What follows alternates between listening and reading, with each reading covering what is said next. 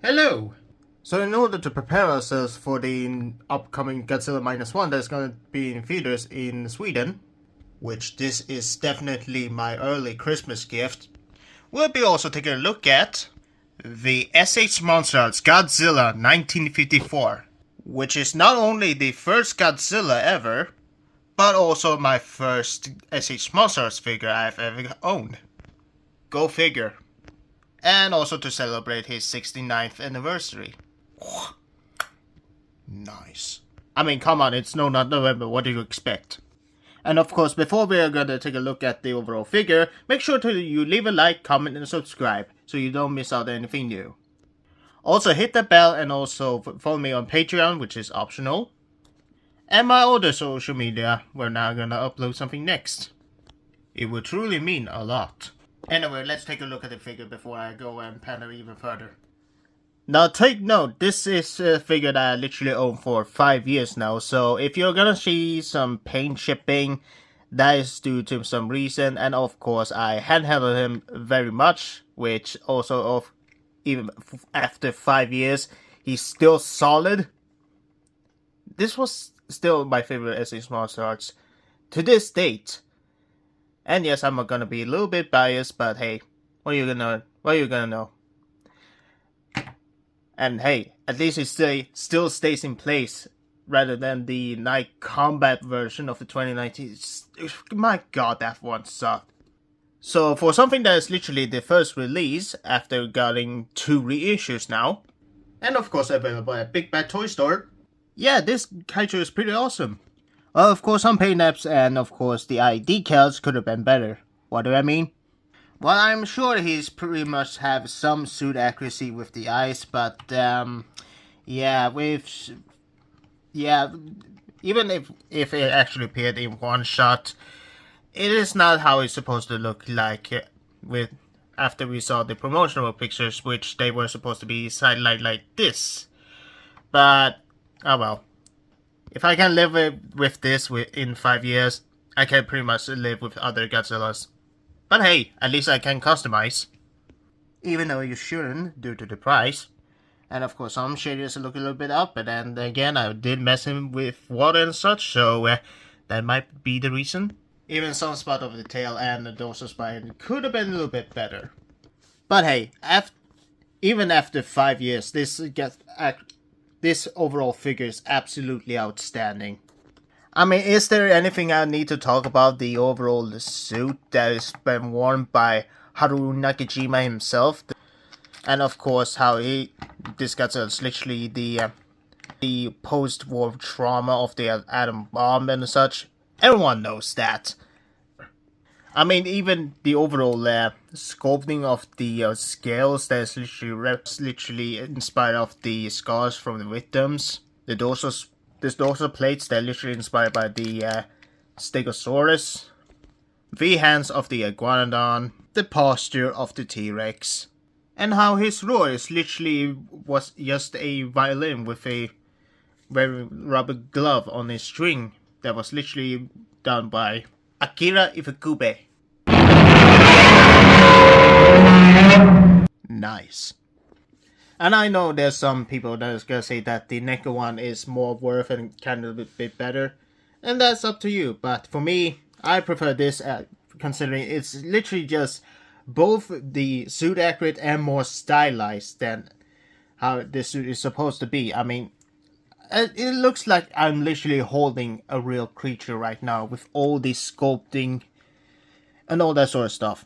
And even if dust is literally collected for this figure, it just adds the detail even more. And even if we're gonna look at the taint, we can all see the overall glory of the sculpting. And of course, what would a S.H.MonsterArts figure be without the trademark of Toho? And then we come to the tail. The 15 segmented tail, and my goodness, I just love this tail.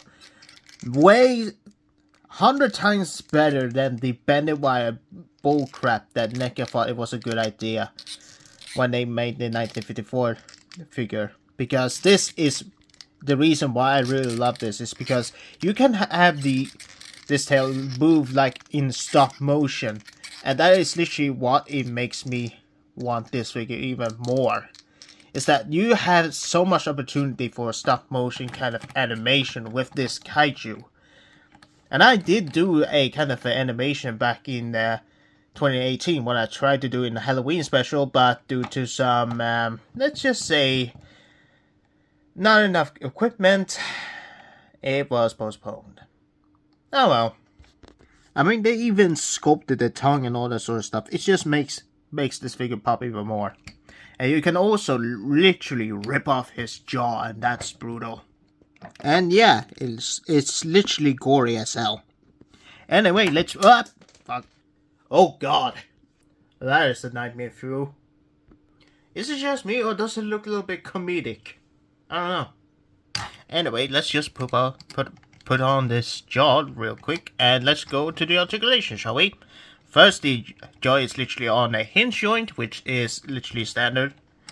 Well, it was supposed to be ball joint, but yeah, hinge, I can literally live with a hinge. And then you have a ball joint on the head, with, of course, he has his nice ears. And of course, you have these sleeves on the neck, which also has the double ball joint system. So you can get so much range with this guy, which is nice. And of course, he has type ball joint at the shoulders. And of course, he has a double hinge joint on the arms, but one is literally more, let's just say a little bit more tricky than the other. This one can literally do a T-pose good, but this one, no, it cannot. They're both a little bit different than the other.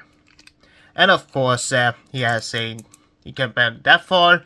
He also has a ball joint on his non-painted nails, which I don't mind, since this is literally supposed to be a classic representation of that kaiju. God, that looks goofy. And of course, you also have the double ball joint system on the torso, so you can get that nice cricky joint that I love so much, with that nice shading. And you can crunch that much and arc that much. And even back then, before 2019. Oh.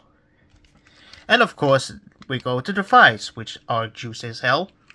It's on a double ball joint, so you can literally shift and literally cover up the gaps. And of course, he has a double knee joint, but which just works as a 90-degree band. He has a calf joint, and of course a ball joint on the feet with his nice juicy toes.